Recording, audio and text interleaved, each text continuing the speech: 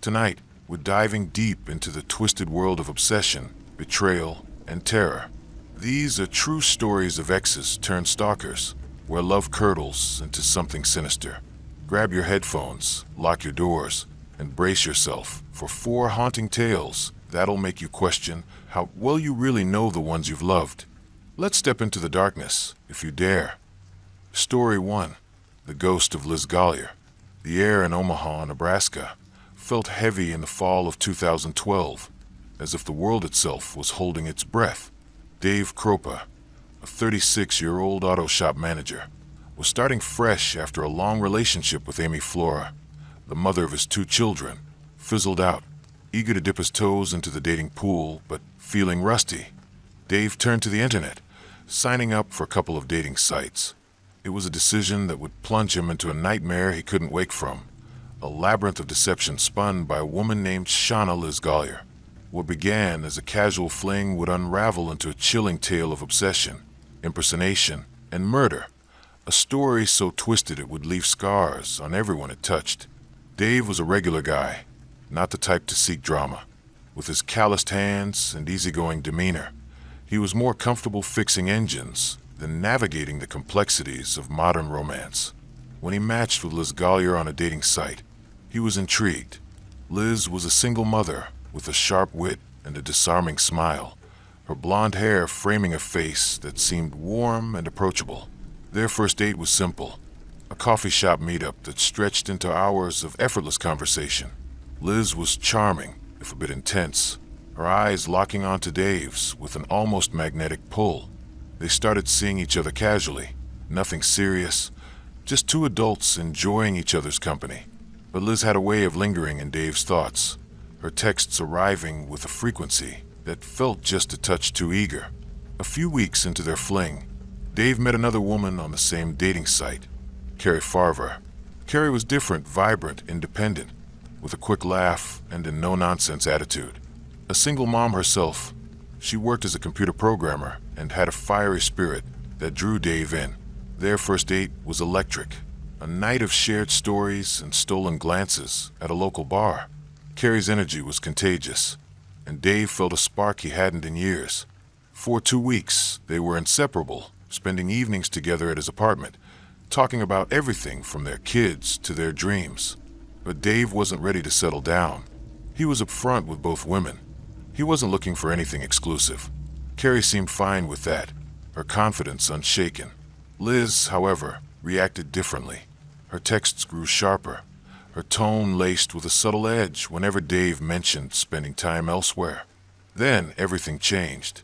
One crisp November morning in 2012, Carrie sent Dave a text that caught him off guard. "I'm done. You're a liar and a cheat. Stay away from me." It was abrupt, venomous, unlike the Carrie he'd come to know. Confused, Dave tried calling her, but her phone went straight to voicemail. He stopped by her apartment, a modest place near the auto shop, but no one answered. Her car was gone, her mailbox stuffed with unopened letters.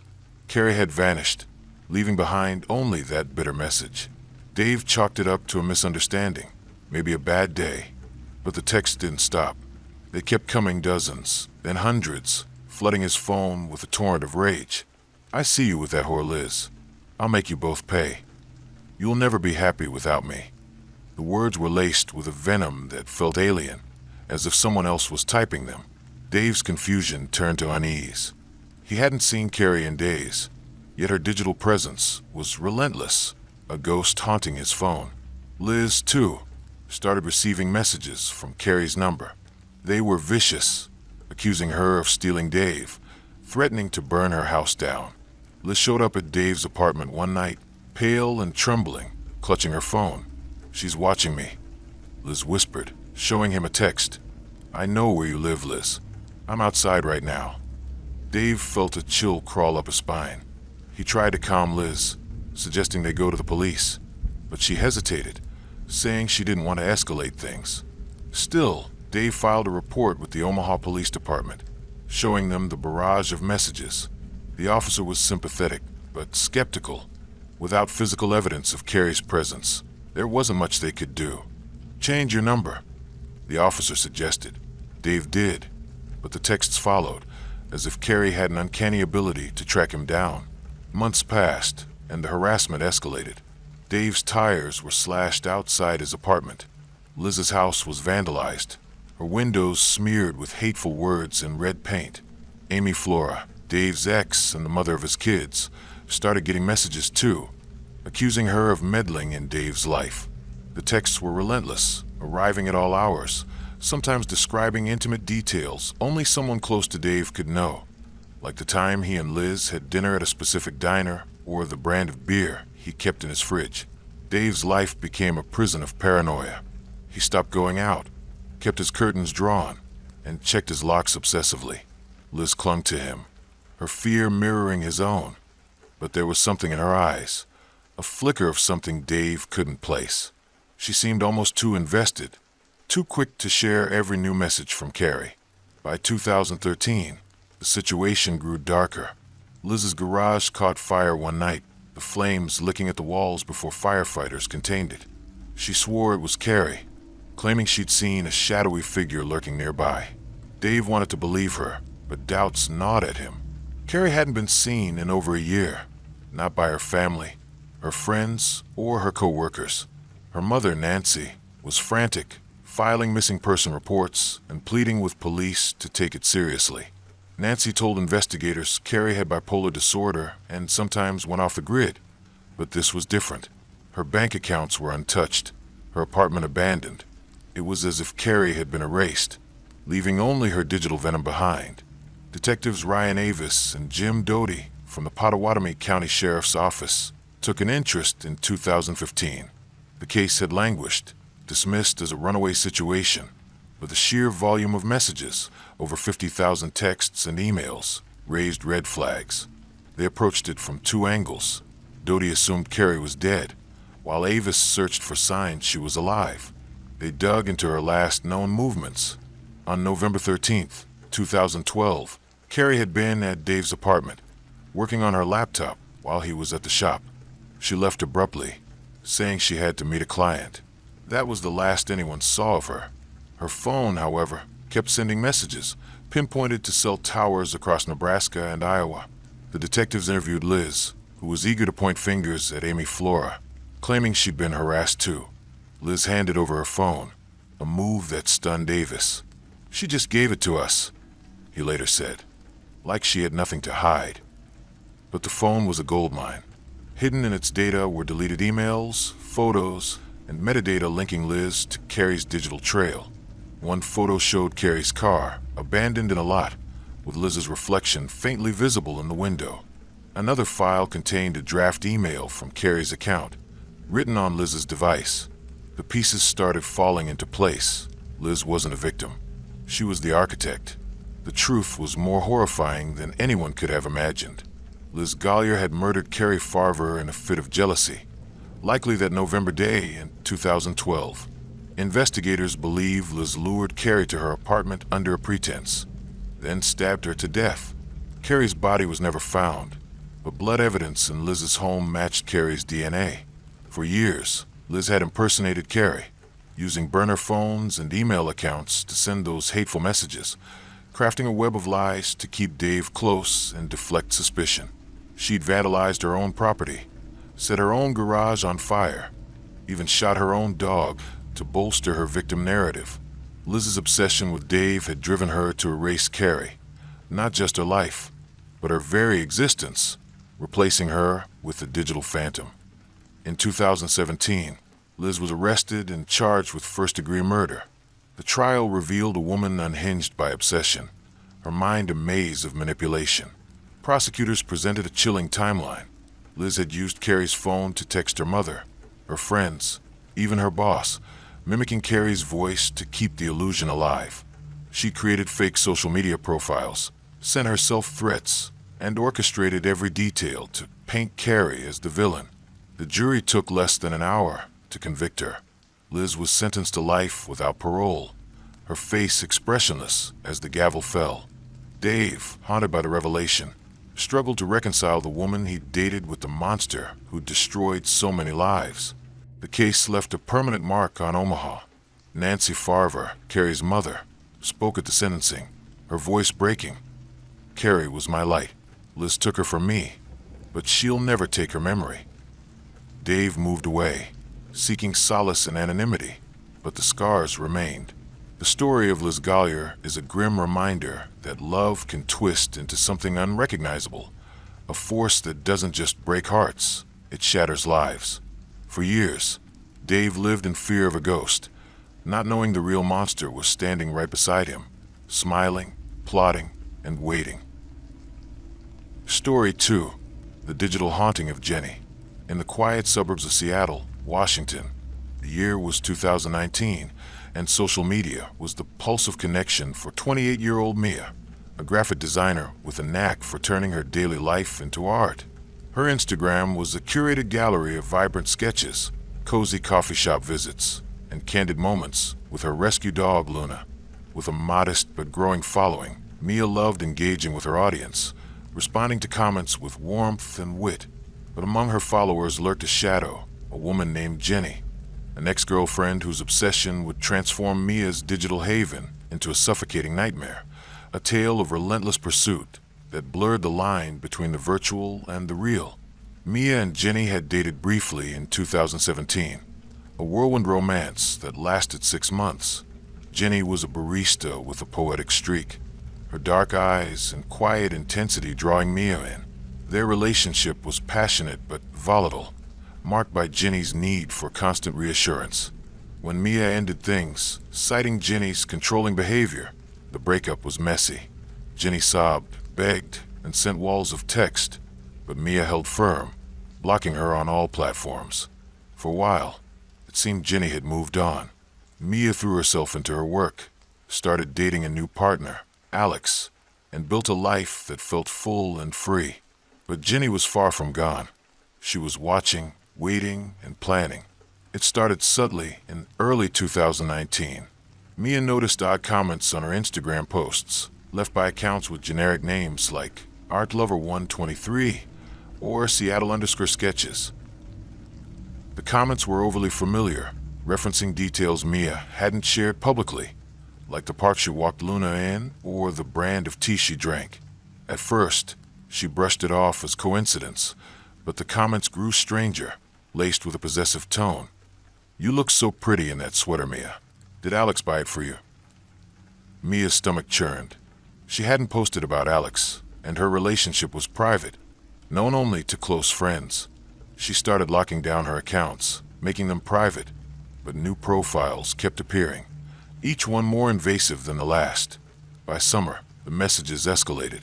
Mia received DMs from burner accounts, some praising her art, others viciously cruel. "You think you're so special, but you're nothing without me." One message included a photo of Mia's apartment building, taken from across the street at dusk. Her heart raced as she double-checked her locks, her once cozy home feeling like a trap. She reported the accounts to Instagram, but they'd vanish, only to be replaced by new ones. Mia confided in Alex, who urged her to go to the police, but the Seattle PD was dismissive. "It's just online harassment," an officer said. "Block them and move on." But Mia couldn't move on. The messages knew too much. Her work schedule, the cafes she frequented, even the playlist she'd shared in a fleeting Instagram story. Then came the videos. One night, Mia's phone pinged with a notification from a new account, Jenny_loves_art. The message contained a link to a YouTube video titled "For Mia." Trembling, she clicked it.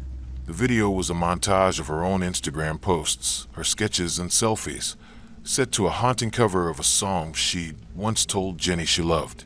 Interspersed were grainy clips of Mia walking Luna, filmed from a distance, and a voiceover, Jenny's voice whispering, "You'll always be mine." The video ended with the still of Mia sleeping on her couch, taken through her window. Mia screamed, dropping her phone. She hadn't noticed anyone outside her apartment, but the image was unmistakable. Her living room, her blanket, her vulnerable moment captured. Mia's life became a fortress. She moved to a new apartment, changed her phone number, and deleted her social media accounts. But Jenny's reach was relentless. Mia's friends started receiving messages from fake profiles, some posing as Mia herself. begging for money or spreading lies about her. Her boss got an email from Mia confessing to stealing from the company, nearly costing her job. Alex found his car keyed, with a note tucked under the wiper. "Tell Mia to come back to me." The police finally took notice when Jenny's harassment spilled into the physical world. A package arrived at Mia's new address, a sketchbook filled with disturbing drawings of Mia, some showing her bound or crying, signed with Jenny's initials. Detectives traced the YouTube account to a library computer in Seattle. Surveillance footage showed Jenny, her face gaunt and her eyes wild, logging in under a fake name. They found her in a rundown motel, her room a shrine to Mia. Printed photos, stolen sketches, even a lock of hair Mia later realized had gone missing from her brush. Jenny had been using VPNs and burner phones to create her army of fake accounts, meticulously studying Mia's life through mutual contacts and public posts. She followed Mia to her new apartment, hiding in plain sight as a fan of her art. When confronted, Jenny was unrepentant, claiming Mia had stolen her soul by leaving her. Jenny was charged with cyberstalking and harassment, but the case was complex. Washington's laws struggled to keep up with digital crimes, and Jenny's lack of physical violence limited the charges. She received a 2-year sentence, but Mia's scars ran deeper. She rebuilt her online presence cautiously, haunted by the fear that Jenny could return. The ordeal taught her a brutal lesson. In the digital age, a stalker doesn't need to be in the same room to invade your life. Jenny's obsession had turned Mia's art, her passion, into a weapon, proving that sometimes the most terrifying monsters are the ones who once claimed to love you. Story 3. The Shadow of Trimon Dillon. In the bustling city of Newcastle, England, 2016 was a year of promise for Alice Ruggles, a 24-year-old graduate working for Sky, her life brimming with ambition and hope. With her warm smile and infectious laugh, Alice was the kind of person who lit up a room. She'd recently moved into a modest flat in Gateshead, decorating it with fairy lights and photos of her family. But beneath her bright exterior, a shadow loomed. A man named Trimon Harry Dillon, her ex-boyfriend, whose obsessive need to control her would lead to a tragedy that shook the nation. This is the story of Alice's fight to reclaim her freedom and the monster who refused to let her go. Alice met Trimon in 2015 through a mutual friend's Facebook page. A lance corporal in the British Army, Trimon was stationed in Afghanistan, his chiseled features and intense gaze catching Alice's eye in photos. They started messaging, their online flirtation growing into a virtual romance that spanned continents. When Trimon returned to the UK in January 2016, stationed at a barracks in Edinburgh, their first meeting was electric. He was charming, attentive, showering Alice with compliments and promises of a future together. But cracks appeared quickly. Trimon demanded constant updates on Alice's whereabouts, criticizing her friends and her choices. He'd call her late at night, his voice cold, accusing her of disloyalty if she didn't answer immediately. Alice, raised in a close-knit Leicestershire family, began to feel suffocated. By mid-2016, Alice had had enough. Trimon's control had eroded her confidence, isolating her from friends who'd once been her lifeline. She ended the relationship in August, hoping a clean break would set her free. But Trimon didn't accept defeat. His messages turned desperate, then menacing. "You'll regret leaving me." He texted, "I know where you are, Alice." He started showing up at her workplace, lingering outside Sky's offices, his military uniform making him stand out. Alice confided in her flatmate, Maxine, who urged her to go to the police. In September, Alice secured a harassment warning from Northumbria Police, ordering Trimon to stop contacting her. For a moment, she felt safe, believing the law would protect her. But Trimon was undeterred. He drove 120 miles from Edinburgh to Gateshead, parking near Alice's flat and watching her windows. He hacked into her social media, reading her private messages and liking posts from fake accounts to unnerve her. Alice's phone buzzed with voicemails, some pleading, others threatening. "I'll make your life hell." She changed her number, but Trimon found it, likely through mutual contacts he manipulated. He sent letters to her flat, describing her daily routines in chilling detail. The coffee shop she visited, the dress she wore to work. Alice's fear grew, but she refused to let it define her. On October 12th, 2016, she tried on a ball gown for an upcoming event, texting a new potential boyfriend with excitement. She was reclaiming her life, one step at a time. That evening, around 6 p.m., Alice's world went dark. Trimon had driven to Gateshead, his rage boiling over. He broke into her flat, armed with a carving knife. Alice, caught off guard, tried to flee to the bathroom, but Trimon was faster. He attacked her with brutal force, stabbing her multiple times in a frenzy of jealousy. Her flatmate, Maxine, found her at 6:30 p.m., blood pooling on the floor, and called emergency services, naming Trimon as the suspect. Police arrested him that night at his barracks, his Help for Heroes wristband stained with Alice's blood. He claimed she'd accidentally stabbed herself, a lie so absurd it collapsed under scrutiny. Evidence piled up. His car's steering wheel bore traces of Alice's blood, and his phone's GPS placed him at her flat. The trial at Newcastle Crown Court in 2017 revealed Trimon's history of obsession. A previous girlfriend testified to similar stalking, which only stopped when she secured a restraining order. Trimon's military training made him methodical, his actions calculated to instill fear. He'd alienated Alice from her support network, leaving her vulnerable. The jury convicted him of murder, and Judge Paul Sloan sentenced him to life with a minimum of 22 years, calling him remorseless. Alice's mother, Sue Hills, spoke through tears. Alice was terrified, but she was strong. "I wish I'd seen the signs sooner." The case spurred Northumbria police to review their handling of stalking complaints, acknowledging they'd underestimated Trimon's threat. Alice's story is a haunting reminder of how love can mask danger. Trimon's obsession didn't just stalk Alice, it hunted her, stripping away her safety and her life. Her family keeps her memory alive, advocating for stalking awareness, determined to ensure no one else suffers in silence. In Gateshead, Alice's fairy lights still hang in her flat, a quiet tribute to a woman who shone too brightly to be forgotten, even by the darkness that claimed her. Story 4. The Recliner's Revenge. In the humid summer of 2014, 22-year-old Sarah was ready to leave her college days behind in Austin, Texas. A recent graduate with a degree in sociology, she was packing up her dorm room, eager for a fresh start in a new city. Her relationship with Ethan, a brooding musician she'd dated for a year, had ended months earlier, a decision driven by his volatile temper and jealous streak. Sarah thought she'd close that chapter, but Ethan had other plans. What began as a messy breakup would spiral into a terrifying ordeal, marked by a recliner hurl from a balcony, a loaded gun, and a night that would leave Sarah forever changed. Sarah and Ethan's relationship had been a roller coaster. He was charismatic on stage, his guitar riffs drawing crowds at local bars, but off stage, he was possessive, his dark eyes narrowing whenever Sarah spoke to other guys. By spring 2014, Sarah had had enough of his outbursts, screaming matches over her flirting with classmates, accusations of cheating when she studied late. She broke it off cleanly, or so she thought, moving out of their shared apartment and into a dorm. Ethan's texts flooded her phone for weeks, alternating between apologies and insults.